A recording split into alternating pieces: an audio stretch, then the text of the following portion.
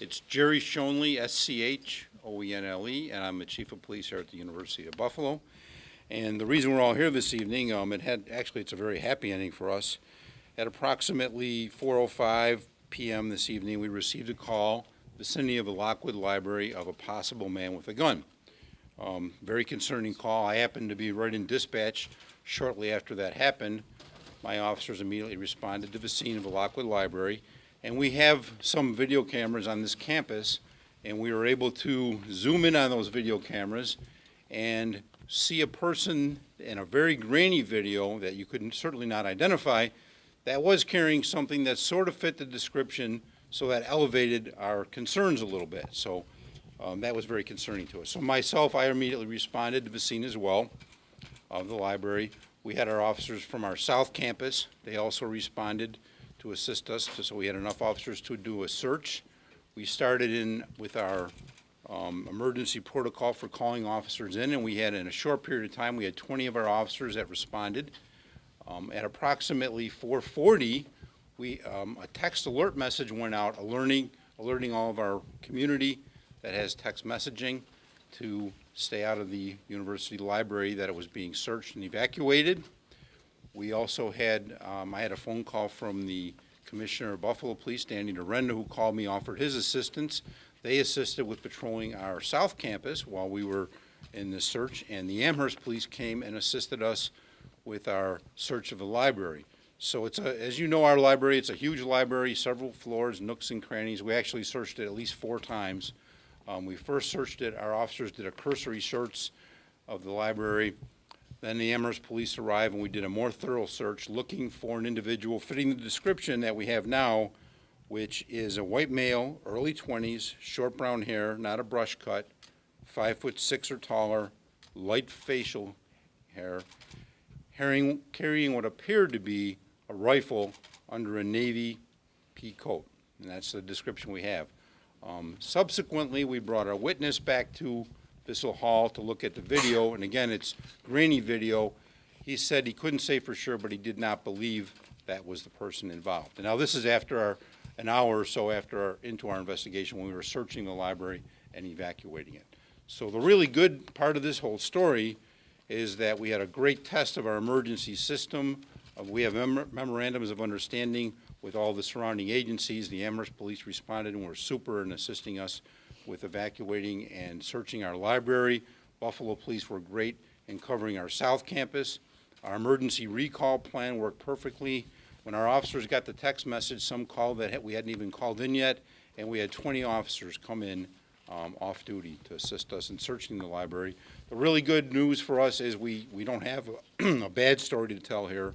A good test of the emergency system, and we have an unconfirmed report of a person with a gun on a college campus, which gets us very excited when you get a call of a person with a weapon on a college campus, in light especially of all the things that have happened throughout our country in recent years. So we take this very seriously.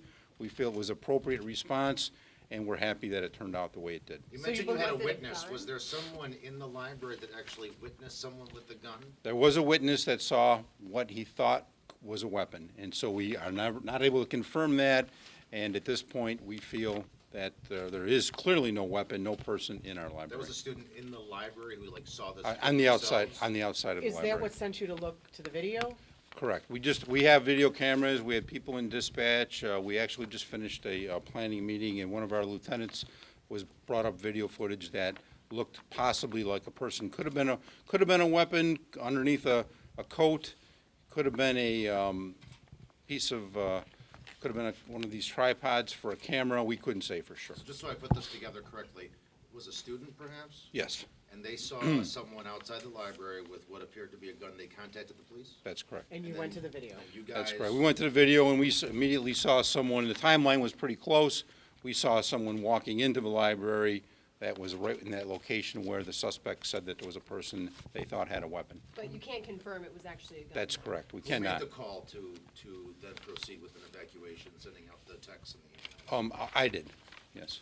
So do you believe, yes or no, that somebody could be out there? I believe that an individual saw someone that they thought had a weapon. That's what I believe, and we responded appropriately with that type of information that you would on a college campus. But you don't believe that person is still out there with a weapon? Correct. Were you able to follow from that particular camera to another camera that would give you a better image?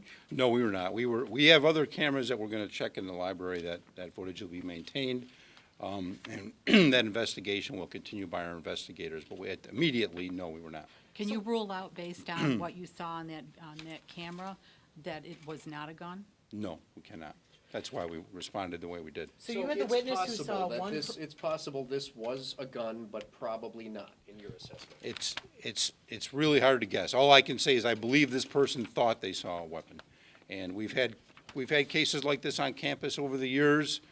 We had one not too long ago that we were able to it turned out to be a off-duty security guard with a portable radio. In this case, the person thought it was a long rifle, and it escalated a little bit in our minds because of the fact that we did see some video that at the same time frame of someone we couldn't tell what they were carrying, so it escalated it.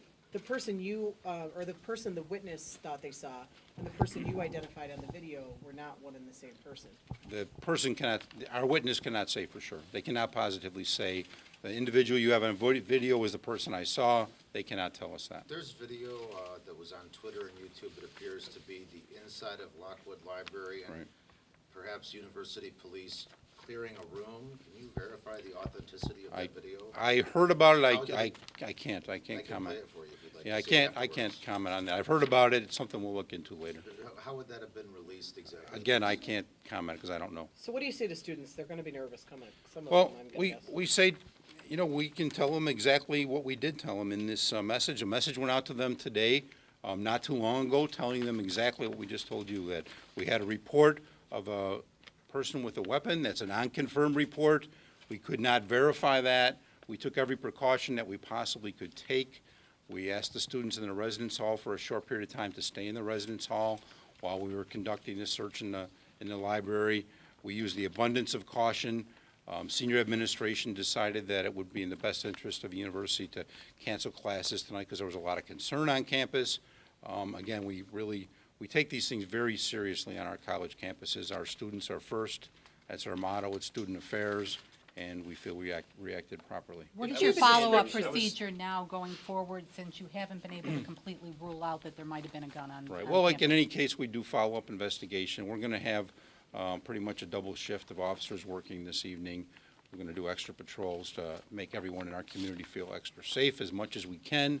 And we'll follow up again with our witness tomorrow to see if they view things a little differently. Tomorrow, You gave a if a student description. sees You- someone on campus tomorrow, if a student sees someone on campus tomorrow and they look suspicious, might have a gun, and they say, I don't want to call because of what happened yesterday. They'll What would you call. say to that person? They'll call. What would you say to students if they see? I can guarantee you they'll call. I expect that we will be getting calls because anytime something like this happens, we will. And I encourage our community to call us if they see something suspicious, as they do. And we have a very good response time on campus here, so. Are You still gave a searching for description, suspect then? yeah, are you still searching for that Well, person? we're going to be, our officers will always be on the lookout for somebody that might fit this description, but we're not actively out there searching right You now. gave us the description, will you release the video to us also?